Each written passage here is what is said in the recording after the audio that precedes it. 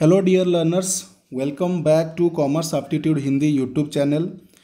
Dear friends, आज के इस वीडियो में हम बात करने वाले हैं या फिर डिस्कस करने वाले हैं सीएमए फाउंडेशन का जो पेपर नंबर 3 है, that is fundamentals of business mathematics and statistics, उसी के सिलेबस के बारे में। ठीक है, वीडियो को अंत तक देखिएगा और अगर अच्छा लगता है तो चैनल को सब्सक्राइब कीजिएगा, अपने सारे दोस्तों के साथ शेयर जरूर कीजिएगा।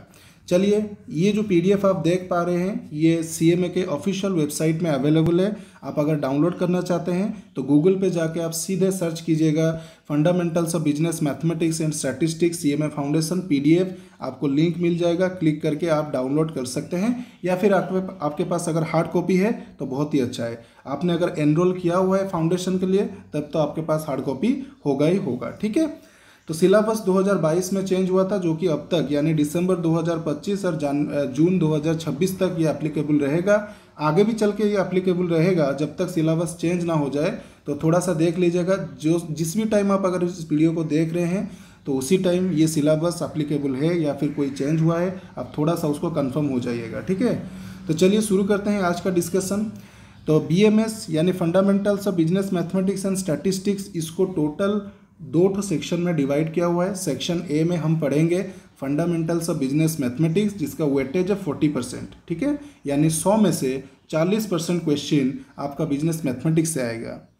सेक्शन बी में हम देखेंगे फंडामेंटल्स ऑफ बिजनेस स्टैटिस्टिक्स, इसका वेटेज है 60%। 100 में से 60% मार्क आपका स्टैटिस्टिक्स से आएगा। यानी हमें यहाँ पे पता चलता है हमें ज़्यादा फोकस स्टैटिस्टिक्स पे देना चाहिए। बिजनेस मैथमेटिक्स में हम 3 चैप्टर्स पढ़ेंगे। ओवरऑली ब्रॉडली देखेंगे तो 3 चैप्टर, लेकिन उसके अंदर ही अंदर और कई सारे चैप्टर्स भी है। सबसे पहले हम देखेंगे एरिथमेटिक, जिसमें से आपको 15% क्वेश्चन आएगा। फिर हम देखेंगे अलजेब्रा, जिसमें 20% क्वेश्चन आएगा। और फिर हम देखेंगे कैलकुलस, जो कि ज़्यादातर बच्चों को थोड़ा सा डिफ़िकल्ट लगता है, लेकिन ये इतना भी डिफ़िकल्ट नहीं है जितना आप सोचते हैं। बहुत ही ईजी सब्जेक्ट है। अगर आप अच्छे से पढ़ाई करेंगे, अच्छे से अपना प्रिपरेशन करेंगे तो ये सारे सब्जेक्ट, ये सारे पेपर्स, सारे कंटेंट्स आपके लिए पूरा आसान रहने वाला है। ठीक है, तो कैलकुलस में से आपका सिर्फ 5% क्वेश्चन आएगा। ओके, फिर हम चलते हैं सेक्शन बी की तरफ, जहाँ पे हमें बिजनेस स्टैटिस्टिक्स पढ़ना है। उसमें हम सबसे पहले देखेंगे स्टैटिस्टिकल रिप्रेजेंटेशन ऑफ डाटा।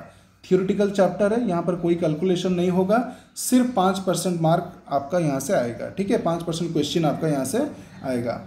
फिर हम देखेंगे measures of central tendency and dispersion. ये आपने आपके +2 में या फिर ग्रेजुएशन के टाइम में डेफिनेटली पढ़ रखा होगा। जब आप सेंट्रल टेंडेंसी पढ़े थे तब आपको याद होगा, आपने मीन, मीडियन, मोड ऐसा पढ़ा होगा। डिस्पर्सन चैप्टर में आप quartile deviation, standard deviation, range, inter quartile range ऐसा सब पढ़ा होगा। ठीक है, तो इसमें आपका क्वेश्चन आएगा 15%। फिर कोरिलेशन एंड रिग्रेशन, ये ग्रेजुएशन में आपने पढ़ा होगा। अगर आपका स्टैटिस्टिक्स पेपर अभी तक ख़त्म हो चुका है कॉलेज में तो आप definitely correlation and regression chapter पढ़ रखे होंगे। तो इसमें से आपका 15% क्वेश्चन आएगा। फिर हम देखेंगे प्रोबेबिलिटी चैप्टर बहुत ही इंटरेस्टिंग चैप्टर है। हालांकि बच्चों को ये चैप्टर भी थोड़ा सा डिफ़िकल्ट लगता है, लेकिन डिफ़िकल्ट वाली कोई भी बात नहीं है। अगर आप अच्छे से पढ़ते हैं, कॉन्सेप्ट को अच्छे से समझते हैं तो ये चैप्टर भी आपका बहुत ही आसान रहने वाला है। तो प्रोबेबिलिटी चैप्टर में से भी आपका 15% क्वेश्चन आने वाला है।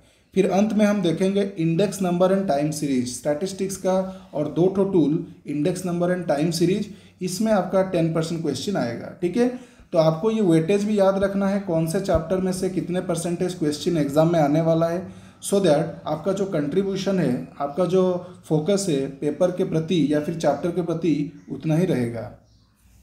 जिसका वेटेज ज़्यादा होगा उसको थोड़ा सा हम ज़्यादा देखेंगे, जिसका वेटेज थोड़ा सा कम होगा उसको थोड़ा सा कम देखेंगे। ठीक है, तो ये था आपका ओवरऑल डिस्कशन। अगर हम थोड़ा सा डिटेल में जाए चैप्टर के सिलेबस के अंदर तो अभी हम बाइफर्गेशन करके देख सकते हैं कि ईच कंटेंट के अंदर क्या क्या सब कंटेंट्स रहता है। ठीक है, चलिए तो फिर देखते हैं एरिथमेटिक पेपर के अंदर, एरिथमेटिक चैप्टर के अंदर हम सबसे पहले पढ़ेंगे ratio, then variation, then proportion. ये एक ही चैप्टर में आपका आ जाएगा। फिर सेकंड में हम देखेंगे टाइम वैल्यू ऑफ मनी, जिसको हम टीवीएम शॉर्ट में कहते हैं। फिर हम एन्युटी चैप्टर पढ़ेंगे, और एन्युटी में जो कि हम बचपन से भी पढ़ते आ रहे हैं, simple interest and compound interest, इसके बारे में पढ़ेंगे। फिर हम देखेंगे arithmetic progression and geometric progression. उसके बाद हम देखेंगे टाइम एंड डिस्टेंस। ये भी शायद आपने स्कूल के टाइम में थोड़ा बहुत पढ़ रखा होगा, टाइम एंड डिस्टेंस, ठीक है।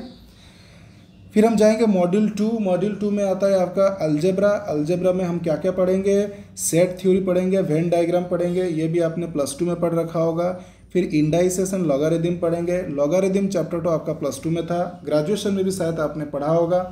फिर हम देखेंगे परमुटेशन एंड कॉम्बिनेशन। ये चैप्टर थोड़ा सा आपको ज़्यादा इंपॉर्टेंस देना पड़ेगा, क्योंकि ये चैप्टर आपने पहले कभी नहीं पढ़ा है, फर्स्ट टाइम आप पढ़ेंगे इसको, तो थोड़ा सा ज़्यादा इंपॉर्टेंस इस चैप्टर को दीजिएगा। फिर हम देखेंगे क्वाड्रेटिक इक्वेशन। 10th क्लास में भी आपने इसको पढ़ा है definitely, quadratic equation, linear equation, ये सब पढ़ा हुआ है। तो बस हम थोड़ा सा रिवाइज करेंगे इस चैप्टर्स को थोड़ा सा रिवाइज करेंगे, और उसके बाद प्रॉब्लम सब सॉल्व करेंगे, ठीक है। फिर चलते हैं हमारा मॉड्यूल 3 के अंदर, जहाँ पे हम पढ़ेंगे कैलकुलस एप्लीकेशन इन बिजनेस। तो कैलकुलेशन का हम कैलकुलेशन भी देखेंगे, और उसके साथ ही साथ उसका बिजनेस में क्या क्या एप्लीकेशन रहने वाला है उसको भी देखेंगे।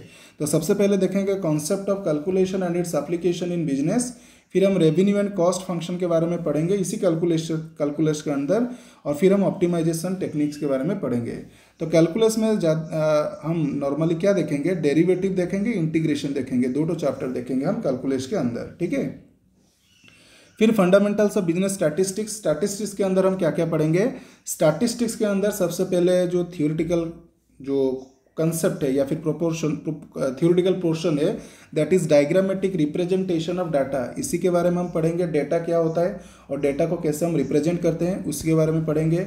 फिर फ्रीक्वेंसी डिस्ट्रीब्यूशन के बारे में पढ़ेंगे, कितने तरीके के फ्रीक्वेंसी डिस्ट्रीब्यूशन होते हैं। फिर हम पढ़ेंगे geographical representation of frequency distribution. जो फ्रीक्वेंसी डिस्ट्रीब्यूशन को हम कितने तरीके से रिप्रेजेंट कर सकते हैं, जैसे कि हिस्टोग्राम हो गया, फ्रीक्वेंसी पॉलीगॉन हो गया, कर्व हो गया, पॉलीगॉन कर्व हो गया, ओके, ओजीव हो गया, पाई चार्ट हो गया, इन सारी चीज़ों के बारे में हम पढ़ेंगे, ओके। और इतना ही नहीं, हम आगे चल के मॉड्यूल 5 में मेजर्स ऑफ सेंट्रल टेंडेंसी और डिस्पर्शन के बारे में पढ़ेंगे, जहाँ पे हम mean, median, mode, mean deviation के बारे में देखेंगे, range, quartile and quartile deviation, standard deviation, coefficient of variation, Karl Pearson coefficient of skewness and Bowley's coefficient of skewness, इन दोनों स्क्यूनेस के बारे में हम पढ़ेंगे। फिर हम चलते हैं कोरिलेशन एंड रिग्रेशन की तरफ। यहाँ पे हम सबसे पहले देखेंगे स्कैटर्ड डायग्राम, उसके बाद हम पढ़ेंगे कैलकुलेशन कोएफिशिएंट ऑफ कोरिलेशन, फिर हम देखेंगे रिग्रेशन एनालिसिस। तो 3 चैप्टर हम मॉड्यूल 6 में कवर करने वाले हैं, ठीक है। फिर मॉड्यूल 7 में हम देखेंगे प्रोबेबिलिटी में हम देखेंगे concepts and terminologies of probability. कुछ टर्मिनोलॉजीज है प्रोबेबिलिटी के जिसके बारे में हम पढ़ेंगे, थ्योरेटिकल थिंग्स है, तो उसको आसान से कवर अप कर देंगे। फिर उसके बाद हम देखेंगे primary application of probability theorem. जितने भी सारे थ्योरम हम पढ़ेंगे प्रोबेबिलिटी के बारे में, जैसे कि बेस थ्योरम हो गया, एक तो थ्योरम है, ठीक है, तो उसका जो एप्लीकेशन है, कैसे कैसे कहाँ कहाँ अप्लाई होता है, उसके बारे में हम पढ़ेंगे। तो कैलकुलेशन यहाँ पर भी आएगा, थोड़ा सा कैलकुलेशन हम यहाँ पे करेंगे। फिर लास्ट में हम देखेंगे index number and time series. तो यहाँ पे भी हम देखेंगे सबसे पहले इंडेक्स नंबर क्या होता है, फिर इंडेक्स नंबर का यूजेस क्या होता है, methods of construction of index number, different types of method होते हैं, जैसे कि एक तो कन्वर्जन मेथड है। फिर हम देखेंगे टाइम सीरीज के बारे में, टाइम सीरीज का मतलब क्या होता है, टाइम सीरीज का डिफरेंट कंपोनेंट्स क्या होता है, फिर टाइम सीरीज को कैसे हम कैलकुलेट करेंगे, मतलब जो trend by moving average method है, इसी मेथड को यूज करके हम टाइम सीरीज का कैलकुलेशन करेंगे, ठीक है। So calculation of a trend by moving average method. So moving average method के बारे में हम यहाँ पे पढ़ने वाले हैं, ठीक है। तो इतना ही आपका जो टॉपिक है, या फिर इतना ही हम कह सकते हैं सिलेबस है, कंटेंट है, जिसको कि हम कवर करने वाले हैं जब हम पढ़ेंगे फंडामेंटल्स ऑफ बिजनेस मैथमेटिक्स, ठीक है। तो आज के वीडियो को हम यहाँ पे रखते हैं, मिलते हैं नए वीडियो में, तब तक के लिए goodbye and see you again, thank you.